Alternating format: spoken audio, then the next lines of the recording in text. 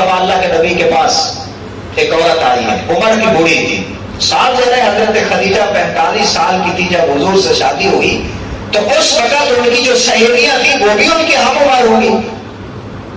نبی کریم کے پاس آئی تو اللہ کے نبی کے پاس جب تک بیٹھی رہی حضور ان کے ساتھ بیٹھے رہے، باتیں کرتے رہے.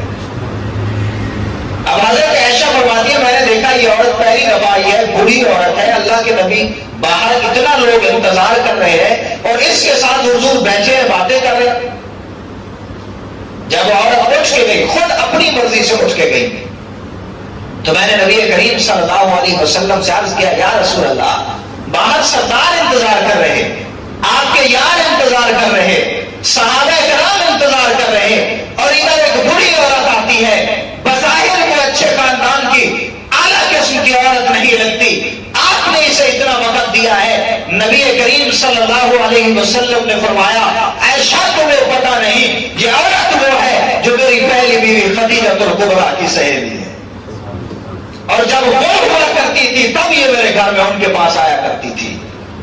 جب یہ آتی ہے نا تو مجھے حضرت خدیجہ کی یاد آتی ہے. اور نبی کریم صلی اللہ علیہ وسلم جب گھر میں کوئی جانور ذبح کرواتے تھے تو قصاب سے کہہ دیتے اس کی بوٹیاں چھوٹی چھوٹی کر کے بناؤ. ایک دن ایک قصاب نے پوچھ لیا یا رسول اللہ یہ کس لیے؟ فرمایا اس وجہ سے کہ میری بیوی خدیجہ کی سہیلیاں بہت زیادہ ہیں، میں چاہتا ہوں کہ ان کی ہر سہیلی تک اس گوشت کا حصہ پہنچ جائے.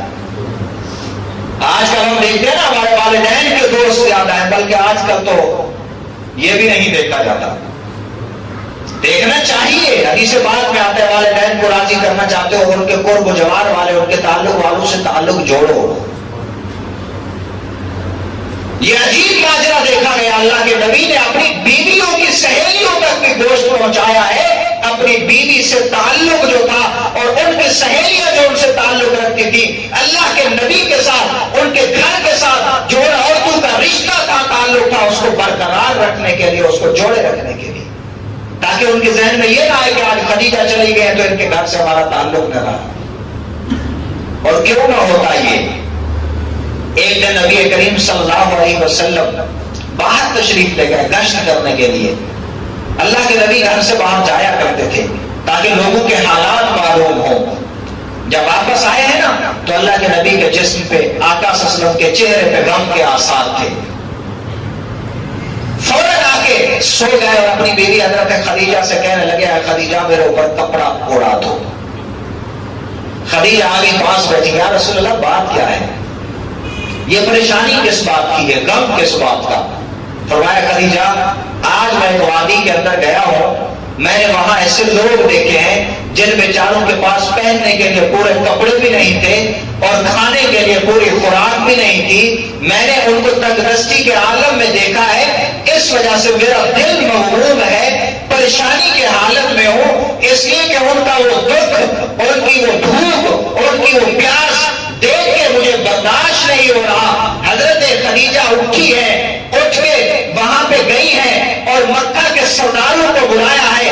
ارے آج آپ دیکھتے ہوں گے تقریب رونمائی ہوتی ہے کہ اگر کوئی اعلیٰ کام کر بیٹھے لوگوں کو دعوت دی جاتی ہے دکھانے کے لیے، اس کو عام طور پہ تقریب رونمائی کہا جاتا ہے.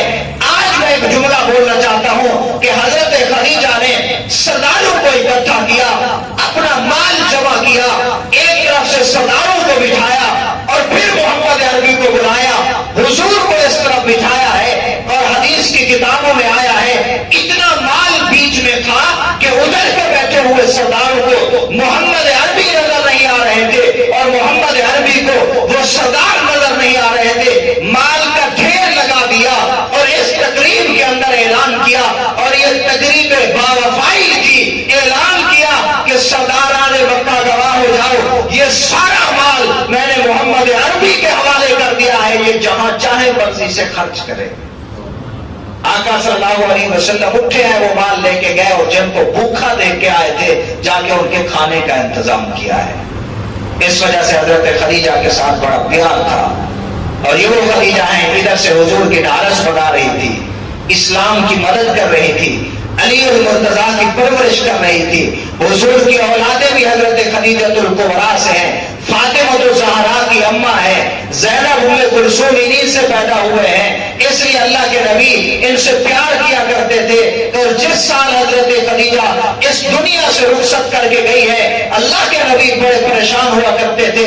حضور کی خالہ ہیں جن کا نام خولہ ہے، وہ آئی ہے اللہ کے نبی کے پاس، یا رسول اللہ عجیب بات ہے، بیویاں تو فوت ہوا کرتی ہیں، بڑے بڑے لوگوں کی بیویاں چلی گئی ہیں، تم حضرت خدیجہ کے غم میں اتنا نڈھال رہتے ہو، یہ کیا بات ہوئی؟ ہر وقت مغموم رہتے ہو، اور شادی کر لیں گے، اس سے جوان مل جائے گی۔ حضرت رسول پاک نے کہا خولہ بات آپ کی ٹھیک ہے، لیکن یاد رکھو خدیجہ میرے گھر کی رونق تھی، میرے بچوں کی ماں تھی، جب سے وہ گئی ہے گھر کی رونق ہی چلی گئی ہے۔